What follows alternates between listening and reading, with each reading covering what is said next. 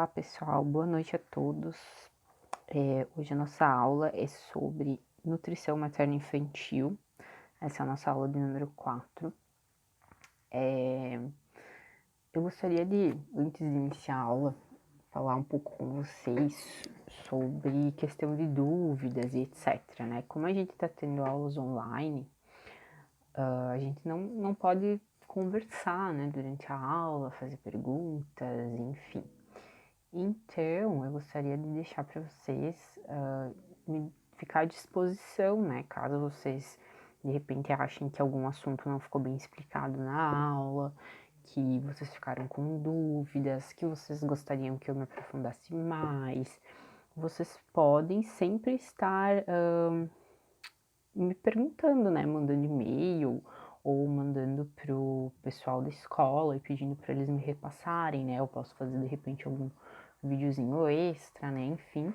Mas sempre que vocês tiverem qualquer dúvida, vocês não fiquem com dúvida, né? Procurem perguntar, esclarecer, né? Enfim.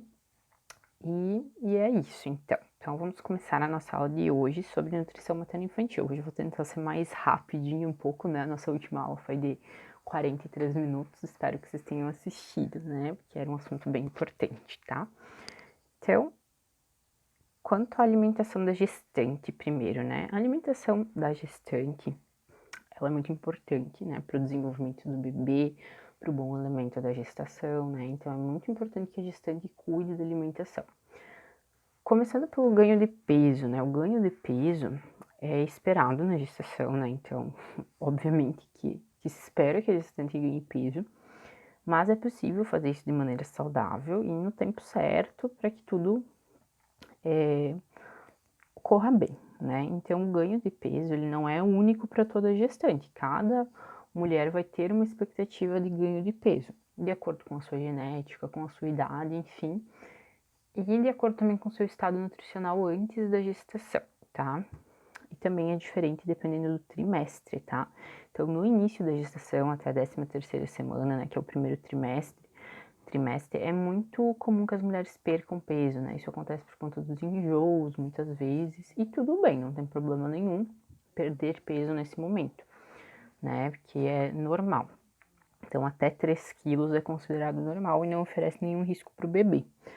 Do segundo trimestre em diante, a gente espera que comece a ganhar peso de maneira linear até o fim da gestação, certo?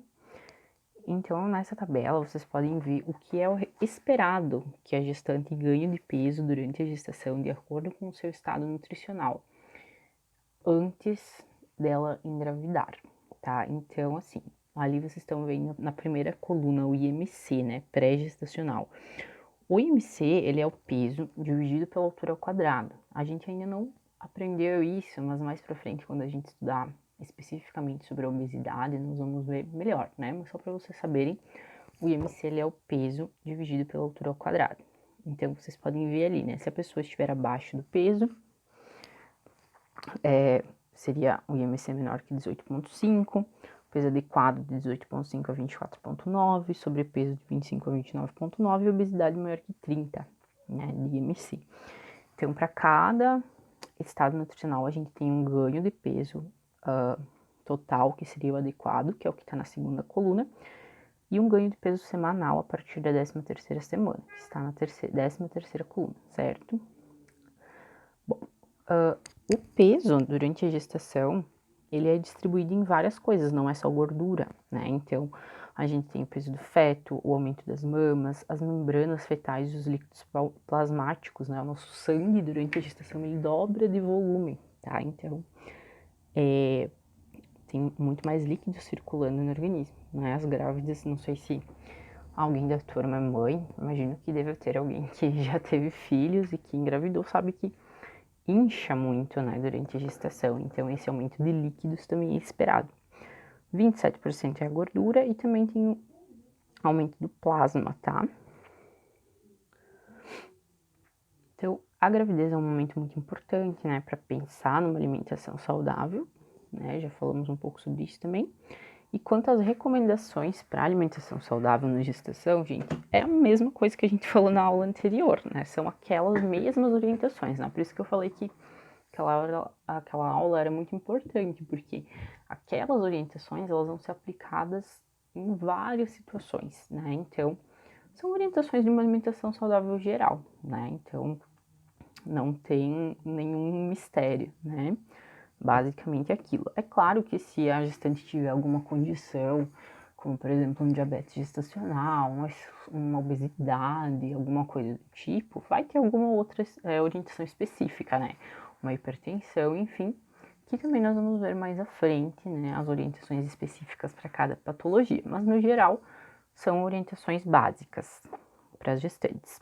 Aqui eu coloquei algumas orientações que a gente fornece para a gestante quando ela está tendo alguns sintomas comuns na gravidez, como por exemplo, náusea e vômitos, né? Então, tem algumas coisas que vocês podem estar lendo ali, né? Mas basicamente é consumir os alimentos mais secos pela manhã, alimentos gelados, alimentos cítricos, eles ajudam a melhorar a questão do enjoo, né? Também não passar muitas horas sem comer é uma orientação importante para essa situação. Quanto à azia, também comer devagar, comer em pequena quantidade, evitar alimentos que possam irritar o estômago, como alimentos gordurosos ou doces, tá?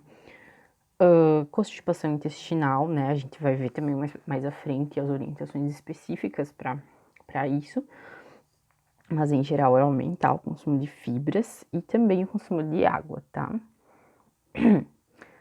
Desde a amamentação, né? Então, agora começando um outro item, tá, pessoal? Que é a alimentação da nutriz. Quem é a nutriz? É a mãe que está amamentando, né? Então, se a mãe teve lá o bebê e conseguir amamentar, ela passa a ser a nutriz. Então, é importante também cuidar da alimentação nesse período que está amamentando. Muitas vezes a gente ouve vários mitos associados à alimentação da mãe que está amamentando, né? Se a gente estivesse na aula, provavelmente seria bem interessante esse momento para a gente fazer perguntas, né? Mas, como não estamos, eu vou responder as que eu lembro que são mais comuns, né? Como, por exemplo, 40 dias até 40 dias após o parto, a mulher tem que ficar de dieta, né? Não pode comer quase nada. Isso não é verdade, né? A gente tem que continuar tendo uma alimentação saudável, porque imagina se a mulher não come bem, não vai produzir leite de maneira adequada, né? A produção do leite está muito associada também à alimentação. Então, é importante manter aquela alimentação saudável, né? Outras coisas, por exemplo, tem que tomar cerveja preta para produzir leite, tem que tomar chá de funcho, tem que tomar, sei lá, né, várias coisas. Principalmente ao consumo de líquido, que vai ajudar na produção de leite. Então, tomando bastante líquido, isso vai ajudar a produção de leite, seja chá de funcho ou qualquer outro chá, né? Ele vai ter essa função de aumentar. A hidratação, né, como eu falei, é muito importante, né, acabei de falar, a hidratação é muito importante porque vai ajudar na produção do leite. E quanto à cólica também, né, muitas vezes a cólica, ela é relacionada à alimentação da mãe, né, tipo, não pode comer feijão, não pode comer, sei lá, queijo, chocolate, alho, frutas cítricas, vinagre, né, o povo inventa várias restrições, mas não é necessário excluir completamente tudo da alimentação. Tem alguns alimentos que realmente podem causar cólicos no bebê, mas na maior parte do tempo isso não tá tão relacionado, né? Tipo, se o bebê tiver cólica por conta da alimentação da mãe, vai ser pouco, né? Às vezes a criança tem muita cólica, não é pela alimentação da mãe, é porque é uma característica da criança mesmo, né? A cólica ela é normal no início da vida do bebê até os 3 meses, mais ou menos, né? E depois tende a melhorar. Claro que, né, no momento do desespero, muitas vezes as mães cortam tudo, né, pra ver se resolve, mas, em geral, a alimentação da mãe não tá tão relacionada assim com a cólica do bebê. Mas pode estar fazendo teste, né, se quiser identificar, né, se determinado alimento causa ou não cólica no bebê. Então, quanto à amamentação, né, a alimentação é orientada a que seja exclusiva até os 6 meses, né, ela faz bem para a criança, faz bem para a mulher, para recuperação pós-parto, faz bem para o meio ambiente também, né, não gera lixo, faz bem para vários fatores. Então, por isso a gente orienta a amamentação exclusiva até os 6 meses. Eu não sei se vocês têm alguma disciplina que aprofunde nesse tema da amamentação, mas aqui a gente vai dar uma pincelada. Depois, se for do interesse de vocês, a gente pode voltar nesse tema, né? Então, ali eu coloquei alguns sinais da pega correta, tá, pessoal? Porque a pega incorreta é um dos maiores motivos que faz as mães pararem de amamentar, né? Então, muitas vezes o bebê não pega certo e isso machuca o seio, não produz leite suficiente, porque a produção de leite ela é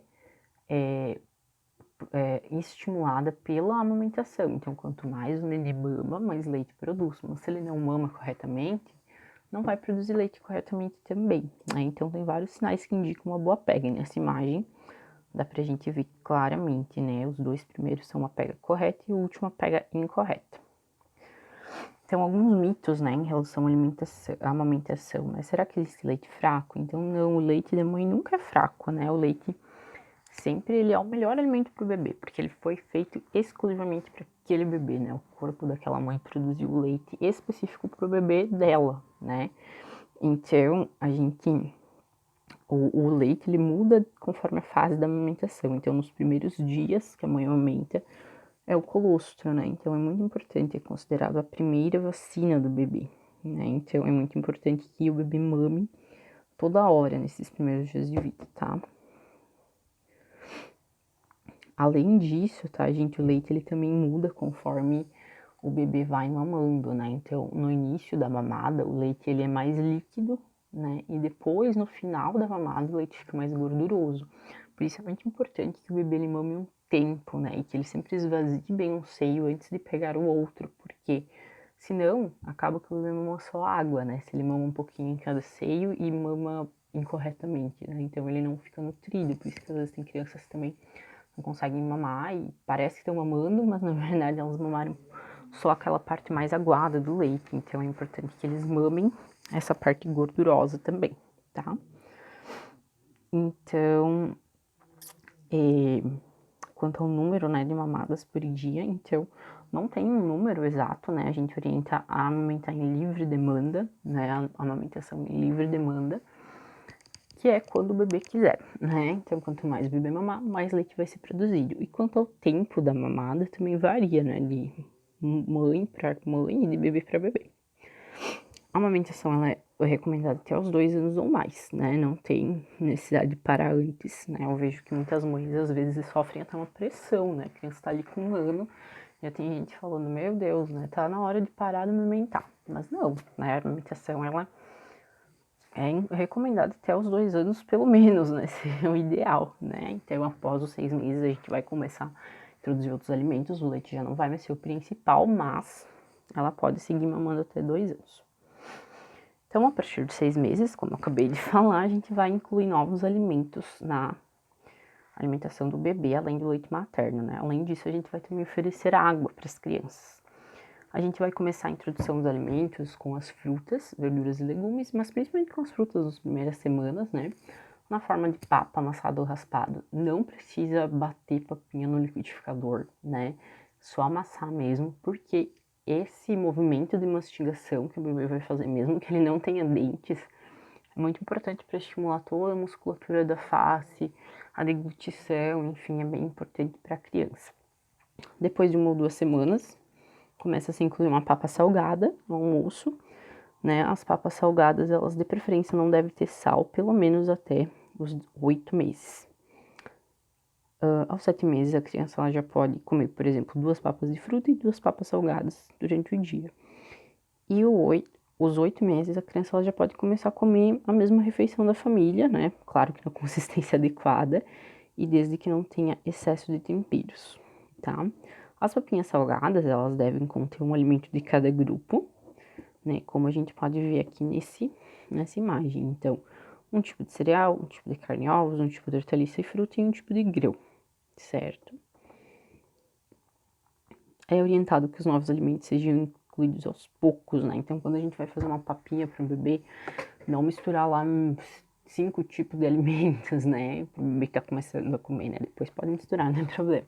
Mas pro bebezinho que tá começando a comer, sempre fazer um alimento por vez, assim, para oferecer nos primeiros dias, para que ele sinta o sabor, né? E para que também, se a criança tem alguma alergia, por exemplo, a gente consiga identificar de onde veio, tá? Outra dica é quando for fazer papinhas, nesse início, né, da alimentação complementar, evitar fazer sopas muito aguadas, porque daí a criança ela toma muito líquido, mas come pouco, então ela se enche rápido. Então, oferecer os alimentos cozidos, mas não com aquela água junto, né? Aqui tem uns esqueminhas de quantas refeições a criança deve fazer por dia, né? Dependendo da idade. E também, caso ela não esteja sendo amamentada, né? Esteja recebendo a fórmula, né? O leite de fórmula. Quando a criança recebe o leite de fórmula, né? Que ela não é amamentada, ela tem que usar alguma fórmula láctea como NAN, por exemplo, Lactamil, enfim. Essa criança provavelmente vai começar a comer antes, né? Porque como o leite de fórmula ele não é tão nutritivo, a criança tem necessidades que ele não supra, ela precisa se alimentar mais cedo. Mas isso sempre vai ser orientado pelo pediatra, né? Nunca começar a dar comida para o bebê sem ter alguma orientação de um profissional, né? E antes dos 4 meses, então, nem pensar. Como fazer para que a criança aceite os alimentos, né? Então, estimulando os sabores, estimulando as formas, as consistências, né? É importante que a criança ela possa pegar as coisas na mão, interagir com os alimentos, para que ela se interesse, né? Essa bagunça que a criança faz na hora de comer é muito importante para o desenvolvimento dela, principalmente para o desenvolvimento alimentar, né? Nunca forçar a criança a comer, sempre procurar que a hora da refeição seja um ambiente agradável, né? Muitas vezes acaba virando uma briga a hora da refeição, é um estresse para a família inteira, né? Então, tentar desde cedo educar a criança para que ela goste, né, de sentar à mesa e comer, né? Criar uma rotina para que a criança coma todos os dias no mesmo horário, né? Evitar que a criança se acostume a comer na frente da TV ou do celular, porque isso atrapalha bastante também, né? E que coma junto com a família, né? Vendo os outros comerem. Quais alimentos não são indicados, então, para as crianças? Então, industrializados, né, gente, que a gente viu lá, os ultraprocessados na última aula, muitas vezes são alimentos que são vistos como alimentos de crianças, porém, fazem muito mal para as crianças, porque esses alimentos, eles vão acostumando o nosso paladar, né, e a gente vai criando um padrão de gosto. Então, quanto mais a gente come um doce, por exemplo, mais a gente precisa comer doce para sentir o doce. E com os alimentos industrializados é exatamente assim, né? Vai comendo doce, doce, doce, ou muito salgado, e aí quando você come uma coisa que é menos doce ou menos salgado, você acha que não tem gosto de nada, o que é ruim, né? Então, uma criança que ela tenha disposição todo dia em casa, um monte de alimentos industrializados, refrigerante, iogurte, salgadinho, obviamente ela não vai querer comer outras coisas, porque é mais gostoso, né? Comer essas no paladar da criança é mais gostoso, né? Porque é doce e ela tá acostumada a comer isso, né? E é mais fácil, né? Enfim. Então, esses alimentos industrializados, o ideal é a gente não oferecer nunca, né? Mas se puder esperar pelo menos até os 2 anos para oferecer qualquer doce, né? Seja açúcar, seja qualquer coisa, melhor, tá? Outro alimento que é importante a gente não oferecer para as crianças antes dos 2 anos é o mel, tá? Nesse caso não é por causa do açúcar, mas por causa de uma toxina que tem no mel, que pode ter no mel, tá? E que pode levar até ao óbito, assim, da criança, porque ela não tem imunidade para lidar com aquilo, tá? Que é a toxina botulínica, inclusive. Então, como eu falei, né, os doces eles têm fácil aceitação, criam um padrão de gosto, né? Então, é importante que não seja uma rotina da família ter aqueles doces. Muitas vezes eu recebo no consultório mães que relatam que os filhos não comem nada, né? Mas aí quando a gente vai e faz um registro alimentar, a gente observa que a criança na verdade come muito, né? Principalmente em termos de caloria. Mas ela come porcarias, assim, né? Esses alimentos industrializados, né? Não é muito legal usar esse termo porcarias, mas, enfim, né? Vocês entendem que esses alimentos industrializados, eles não são nada nutritivos, né? Eles têm muita caloria, muito açúcar, muita gordura, mas nutrientes eles não têm, né? Então, a criança tendo à disposição todos os dias esses alimentos, ela vai se acostumando e vai não querendo mais comer outras coisas além disso, né?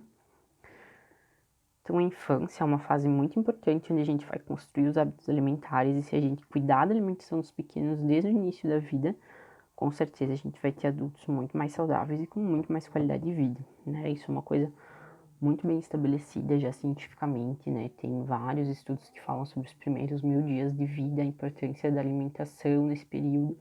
Então, é muito importante que a gente cuide da alimentação dos nossos pequenos, tá?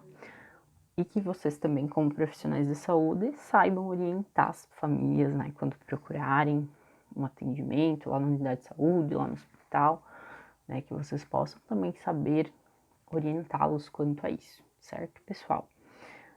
Eu vou mandar para vocês 2 materiais. Um material é o material que eu fiz, que eu entrego para as gestantes na consulta de pré-natal, no acompanhamento que elas fazem comigo, que tem basicamente essas informações, mas fica para vocês, se vocês quiserem usá-lo, né, futuramente, podem usá-lo, podem imprimir e usar, não tem problema. E também eu vou mandar para vocês o guia alimentar para as crianças menores de 2 anos, né? Assim como a gente tem o guia alimentar para a população brasileira, que a gente viu na aula passada, a gente também tem um guia que orienta quanto à alimentação das crianças até 2 anos. Esse guia é super novo, ele foi publicado em 2019, no final do ano passado.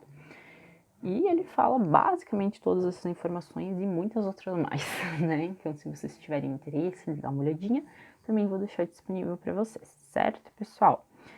Qualquer dúvida que vocês tiverem, fico à disposição e tenham todos uma boa semana e bons estudos.